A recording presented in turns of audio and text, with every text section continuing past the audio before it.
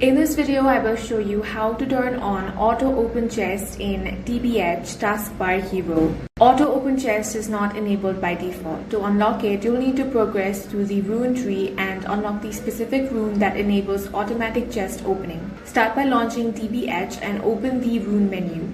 Once you're in the rune tree, begin unlocking the runes that lead toward the upper section of the tree. Keep progressing through the required nodes until you reach the rune that unlocks Auto Open Chest. Depending on your current progress, you may need to unlock several runes before it becomes available.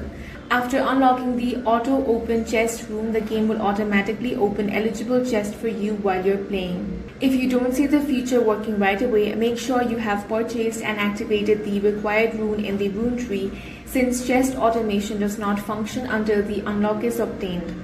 That's all for this video. If you found it useful, make sure to hit the like button and subscribe for more videos like this.